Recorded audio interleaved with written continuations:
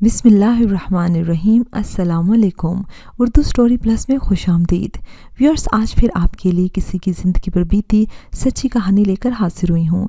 नए आने वाले साथियों से गुजारिश है कि अगर अभी तक आपने हमारा channel Urdu story plus subscribe नहीं किया तो इसको लाजमी सब्सक्राइब कीजिए। चलें अपनी कहानी शुरू करते हैं। जो कुछ मेरी नज़रें देख रही थी मैं हैरान था। मेरे पसीने छूट गए और जिस्म का रुआं रुआं काँप रहा था। दिसंबर की यकबस्ता रात थी। ये उस वक्त की बात है जब लोग लिहाफों में लिपटे ख्वाबो खरगोश के मज़े ले रहे थे और मैं उसे देख रहा था। आज तक ऐसे मनाजिर मेरी आंखों ने कभी नहीं देखे थे। मेरी बेटी नंगे पाँव नाइटी में नंगे सर सहन में लगे बेरी के दरख्त की तरफ मुँह करके किसी नादीदा हस्ती से महव गुफ्तगू थी। सामने कोई भी नज़र नहीं आ रहा था या मेरी नज़रें धोखा खा रही थी। मैं चुपके चुपके उसकी तरफ चलता गया। खूब अंधेरा और रात का पिछला पहर था। मैं आज इसे ख़त्म कर दूंगा। मेरी इज्जत का जनाजा मेरे ही घर में निकाल रही है। ऐसी औलाद से बे औलाद होना अच्छा था। मेरे जहन में शैतानी ख्यालात ने ज़ोर पकड़ लिया। लेकिन दूसरे ही पल मैंने सोचा, मेरी बेटियां ऐसी नहीं, वो तो हर बात मुझसे शेयर करती हैं, ज़रूर कुछ और है। दिल ने कहा। मैंने तमाम हिम्मत जमा करके दिल को मजबूत करते हुए चुपके चुपके उसके पीछे जा पहुंचा कि देखूं तो सही आखिर मेरी बेटी किसके साथ बातें कर रही है। मैं आगे बढ़ते हुए सानिया से 2 कदम के फासले पर था कि मेरी समातों से मर्दाना आवाज़ टकराई। सानिया की आवाज़ तो मैं लाखों में पहचान सकता था, पर यह आवाज़ सानिया की नहीं थी, लेकिन आवाज़ सानिया के ही मुंह से आ रही थी। मैंने उसे मुतवज्जा करते हुए उसके कांधों पर हाथ रख दिया। हाथ रखते ही मेरे जिस्म में आग सी लग गई। सर्दी की इस रात में पसीने छूट गए। खूब अंधेरे में सामने कोई दिखता ही ना था। हाथ का लम्स पाते ही सानिया ने गर्दन घुमाई और मेरे 14 तबक रोशन हो गए। मेरी चीखें निकल गई। ये सानिया नहीं, खबीस मखलूक का भयानक चेहरा था। इसके पीछे कभी ना आना। समातें फाड़ती आवाज़ आई। उसकी आंखों से शोले भड़क रहे थे। ये इंसानी आंखें हरगिज़ ना थी। रात के घुप अंधेरे में रोशन आंखें, जैसे किसी काली बिल्ली की आंखें रात में चमकती नजर आती हैं। दूसरे ही लम्हे गुस्से के से अंदाज में उसने मुझे धक्का दे दिया। हाँ, मुझे अच्छी तरह याद है। उसका दाहिना हाथ मेरे सीने की तरफ आया था। लंबे लंबे नाखून और बदसूरत रंगत रात के अंधेरे में और भयानक लग रही थी। उंगलियों तक काले लंबे लंबे बाल थे। मैं खौफ के मारे कांप रहा था और मौत को करीब देख रहा था। उस खबीस मखलूक ने सीने पर हाथ रखते हुए मुझे पीछे धकेला और मैं मामूली सी चीज़ की तरह हवा में उड़ता हुआ किसी फुटबॉल की तरह दूर जा गिरा। गिरते ही मेरी आंखों के सामने गहरी तारीकी छाती गई और मैं बेहोश हो गया। आज से 20 बरस पहले मेरी शादी महरुम निसा से हुई थी। रब ताला ने मुझे 3 बेटियों से नवाजा। एक बेटा अता किया जो 1 साल बाद वापस अल्लाह जी के पास लौट गया। हम सब्र और शुक्र कर गए। उसके अलावा इंसान कर ही क्या सकता है। ऊपर वाले की मर्ज़ी के आगे सर तस्लीम खम कर लिया और मेरे माँ बाप भी थोड़े अरसे बाद अल्लाह ताला को प्यारे हो गए। इस मुश्किल वक्त में महरुम निसा ने मेरा बहुत साथ दिया, लम्हा भर तन्हाई का एहसास ना होने दिया। मेरा नाम चौधरी अल्लाह बख्श है और मैं अपने गांव का एक ज़मींदार हूँ। मैं अपनी बीवी और 3 बच्चियों के साथ अपनी आबाओ अजदाद की पुरानी हवेली में रहता हूँ। मेरी तीनों बच्चियाँ पढ़ रही हैं। तीनों मुझे जान से ज़्यादा प्यारी हैं। सानिया सबसे बड़ी है और वो सबसे ज़्यादा खूबसूरत है। वो अपनी माँ पर गई। मेरी बड़ी बेटी सानिया यूनिवर्सिटी की तालिब इल्म है। मैंने बेचा पाबंदियाँ अपनी बेटियों पर कभी नहीं थोपी थी और मेरी बच्चियों ने भी कभी मेरे एतमाद को ठेस न पहुंचाई थी। मेरी बेटियां मेरी दोस्त भी हैं। हर बात दोस्तों की तरह मुझसे शेयर करती हैं। मज़े की बात बताऊं, सानिया के साथ कॉलेज में एक वाक़या हुआ। इसने बिला झिझक मुझे सुना दिया।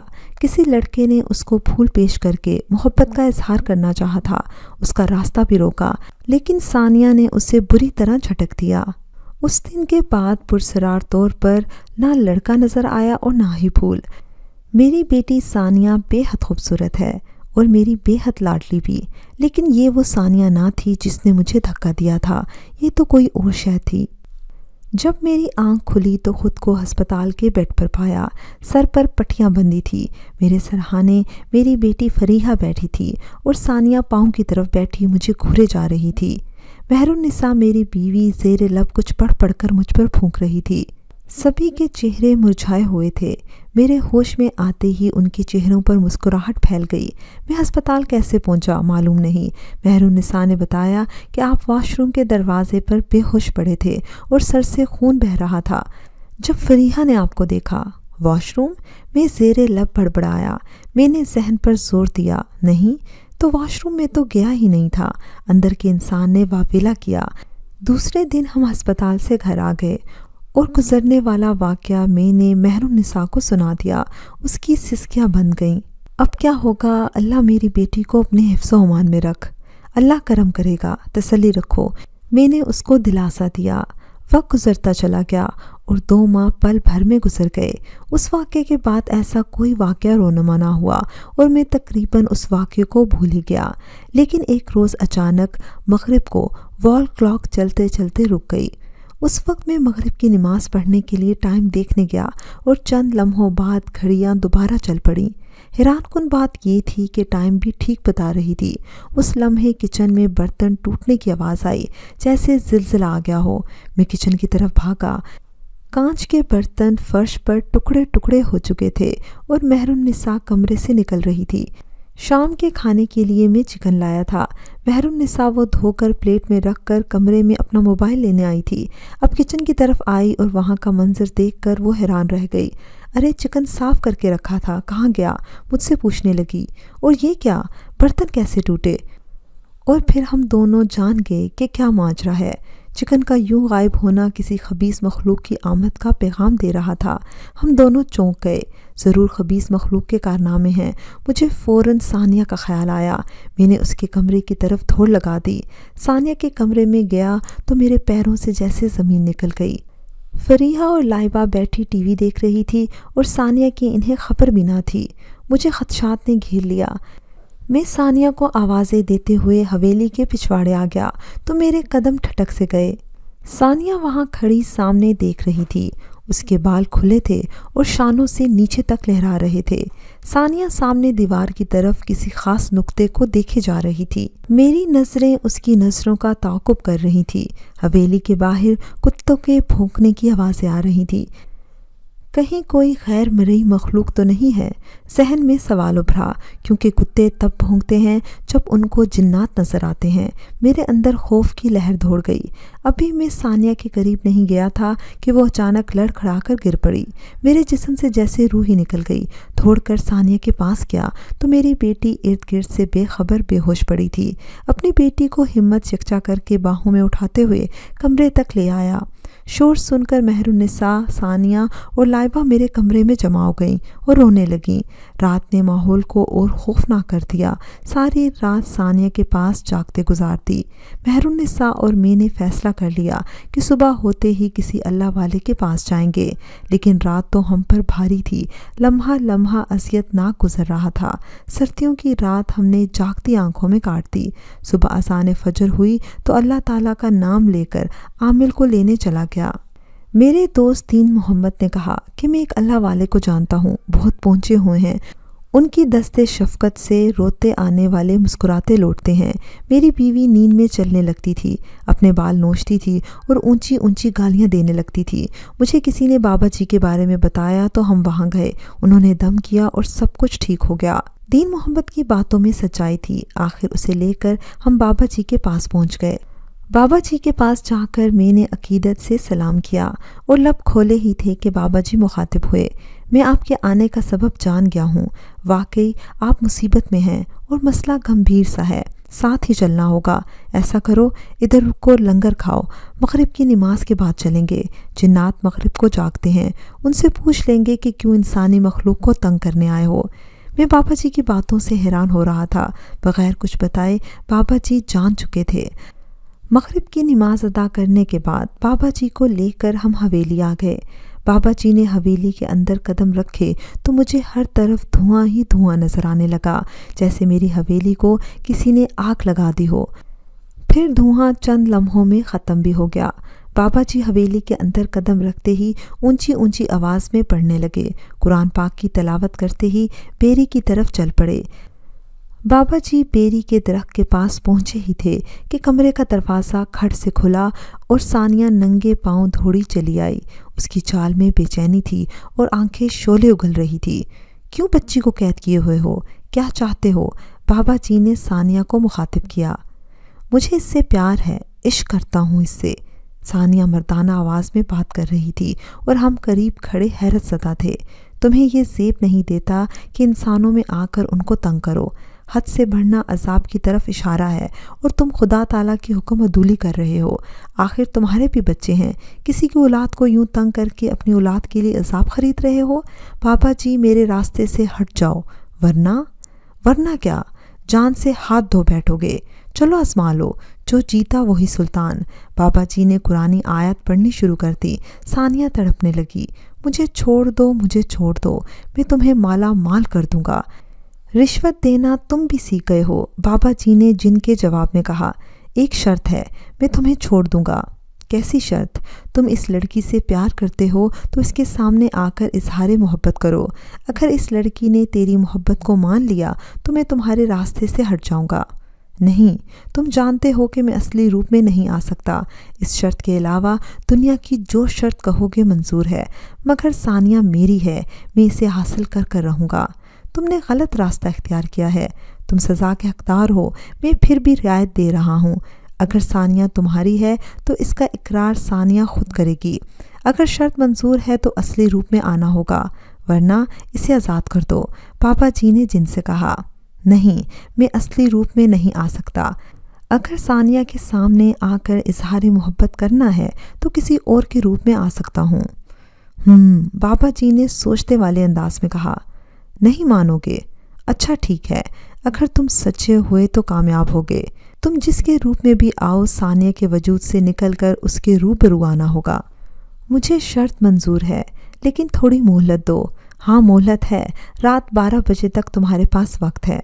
सानिया में तब्दीली होने लगी और फिर नीम बेहोशी की कैफियत में मेरे सीने से आ लगी। अपनी बेटी को अजियत में देखकर मेरी आंखों में आंसू आ गए। मेरी बेटी, मैंने सानिया को सीने से लगाते हुए सर पर हाथ फेरते हुए कहा। बाबा जी इशा की नमाज के लिए वुज़ू करने लगे। रात धीरे धीरे सरक रही थी। लम्हा लम्हा जिनसे किया वादा करीब आ रहा था और मेरी तो जान ही निकल रही थी। फिर मुकर्ररा घड़ी आन पहुंची। 12 बजे सानिया के साथ हम भी कमरे में जमा हो गए, लेकिन बाबा जी ने सानिया को अलग कमरे में भेज दिया और हम बाबा जी के साथ दूसरे कमरे में बैठे इंतज़ार करने लगे। थोड़ी देर में अजीब सी बू महसूस हुई। बाबा जी ने हमें कहा कि वो आ चुका है। खबीस जिन एक लड़के के रूप में सानिया के सामने आन खड़ा हुआ और गुलाब के फूलों का गुलदस्ता पेश करते हुए कहने लगा। सानिया, अब तो हाँ कर दो। कब से तुम्हारे प्यार में मैं तड़प रहा हूँ। मुझे और ना तड़पाओ। तुम्हारे लिए गुलाब लेकर आया हूँ। मोहब्बत के इजहार के लिए गुलाब ही सबसे कीमती तोहफा है। तुमने गुलाबों का गुलदस्ता ले लिया तो मैं समझूंगा कि तुम भी मुझसे प्यार करती हो। सानिया ने आगे हाथ बढ़ाने का इरादा किया ही था कि उसी लम्हे उसके दिमाग में बात आई कि मैं किसी से प्यार नहीं कर सकती। मैं अपने माँ बाप को धोखा नहीं दे सकती, जिसने हमें हर किस्म की आज़ादी दी, और मैं उनके एतमाद को ठेस नहीं पहुँचा सकती। ज़ोरदार चीख बुलंद हुई और सानिया फर्श पर गिरते ही बेहोश हो गई। जिन शर्त हार चुका था और फूलों का गुलदस्ता फर्श पर पड़ा खुशबू फैला रहा था। सानिया के बेहोश होते ही कमरे से धुआं ही धुआं उठा और उसके मरगोले कमरे से बाहर निकलकर आसमान की तरफ जा रहे थे। ऐसा लगता था जैसे घर में आग लग गई हो, और ऐसा धुआं मेरी आंखें पहली बार देख रही थी। ऐसा चंद मिनट ही हुआ और फिर धुआं ख़त्म हो गया। अचानक कमरे का दरवाज़ा खुल गया, जैसे रूहानी ताकत ने दरवाज़ा खोला हो, क्योंकि जब हम कमरे में गए तो सानिया बेहोश पड़ी थी और दूसरा कमरे में कोई मौजूद नहीं था जो दरवाज़ा खोलता।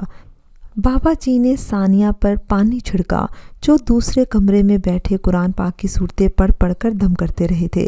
पानी छिड़कना था कि सानिया फुटबॉल की तरह ज़मीन से ऊपर की तरफ उछली। बड़े ठीठ हो, हार नहीं मानी, तेरा इलाज करना ही पड़ेगा। पापा जी ने सानिया की आंखों के पपोटे खोलते हुए कहा।